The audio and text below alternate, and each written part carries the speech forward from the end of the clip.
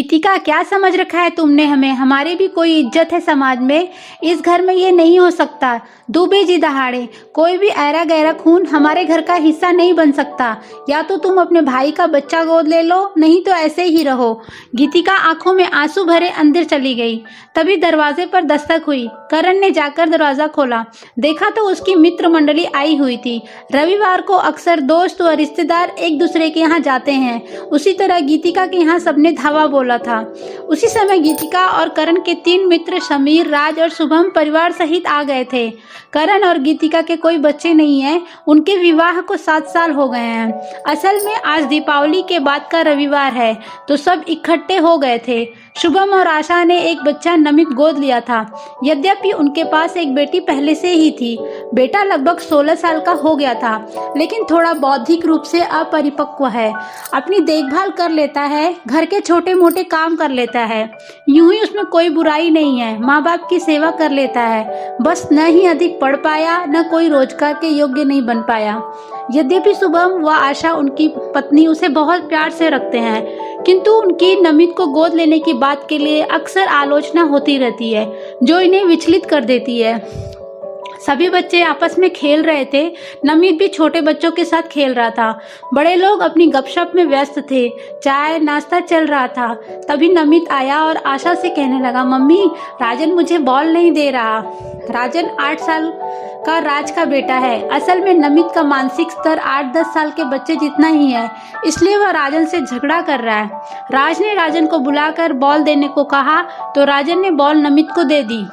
थोड़ी देर बाद शुभम ने कहा, गीतिका जी, अब इजाज़त दीजिए, हम चलेंगे। नमित का भी सोने का समय हो जाएगा। बहुत अच्छा लगा आप सबसे मिलकर। राज का स्वभाव थोड़ा मुंहफट टाइप का है। शुभम के जाते ही राज ने बोला, यार इन्हें क्या सूझी इस नमूने को गोद लेने की? मैंने तो ज़्यादातर गोद लिए बच्चे ऐसे ही देखे हैं। डॉक्टर शर्मा ने लिया था, वो भी ऐसा ही निकला। थॉमस ने लड़की ली थी, वो भी अजीब सी है। ये गोद वोद लेना बेकार का काम है। या तो अपना बच्चा हो, नहीं तो नहीं, या फिर घर में से ही बच्चा ले लेना चाहिए। उसके कम से कम जीन्स तो सही होंगे। समर और उसकी पत्नी निशा ने हाँ में हाँ मिलाई। निशा बोली, मैं तो किसी और के बच्चे को कभी नहीं पाल सकती। गीतिका, जो अभी तक चुप थी, अचानक बोली, आपकी बातें सही नहीं है। नहीं, आप लोगों को ऐसी बातें कहनी चाहिए। ये समाज के लिए सही नजरिया नहीं है। गीतिका ने कहा, देखो, बच्चा गोद लेना एक गंभीर विषय है। आपको क्या लगता है कोई किसी बच्चे को गोद न ले तो ये बच्चे कहाँ जाएंगे? अनाथालयों में पलेंगे, जहाँ का वातावरण किसी बच्चे के विकास के लिए सही नहीं होता। कई बार वहाँ उनका शोषण होता है।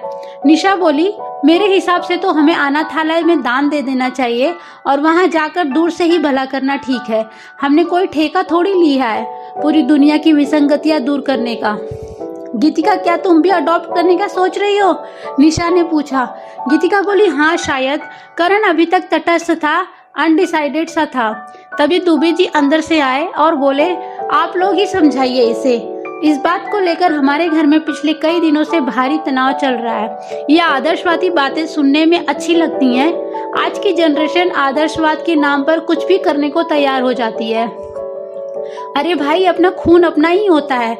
मैं कहता हूँ अपने भाई के बच्चे को गोद ले लो, कम से कम अपना खून तो होगा। IVF 2 बार ट्राई कर लिया, इसमें ज़्यादा और क्या कर सकते हैं?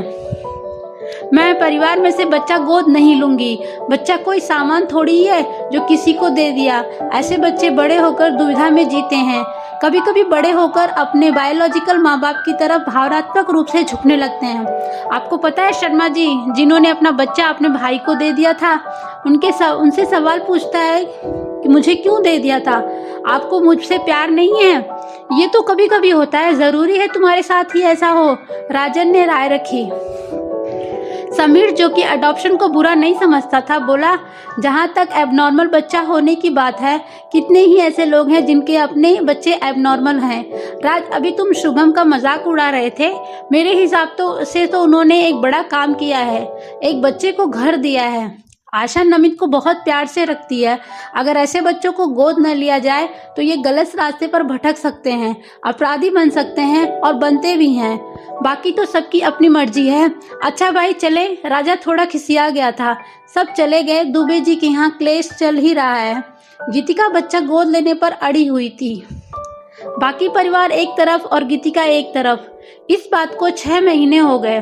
गीतिका मन महसूस कर रही, क्योंकि वो जानती है अगर सबकी इच्छा न हो और वो जबरदस्ती बच्चा अडॉप्ट कर ले तो बच्चे के लिए अच्छा न होगा। पूरे परिवार की सहमति आवश्यक है, तभी बच्चा प्रेम पूर्ण वातावरण में सही से विकसित हो सकेगा। हाँ, वो भाई के बच्चे को लेने के लिए तैयार नहीं हुई। गीतिका, ओ गीतिका, दुबे जी आवाज लगाते हुए प्रसन्नचित्त घर में घुसे। आओ बैठो बेटा, कल हम पालना शिशु गृह चलेंगे। मैं और करण पिछले 6 महीने से इसी काम में लगे हैं। हमने सारी शोध की है। पता चला है कि इन बच्चों में बिहेवियर प्रॉब्लम्स थोड़ी अधिक होती है। हम दोनों ऐसे परिवारों से मिले जिन्होंने बच्चे गोद लिए थे। कुछ एक को छोड़कर सभी संतुष्ट थे। ज्यादातर परिवारों ने लड़कों को गोद लिया है। ये बात कुछ अजीब लगी, यहाँ भी भेदभाव। फिर भी हम बच्चा हो या बच्ची गोद लेंगे। मेरा मन तो बच्ची को गोद लेने का है। क्या तुम तैयार हो? जी पापा जी, मैं तैयार हूँ। वैसे तो सब ठीक ही होना चाहिए। यदि कुछ कमी भी रही तो मैं ये सोच लूंगी कि मेरा बच्चा भी पैदा होता तो भी तो कैसा भी हो सकता था।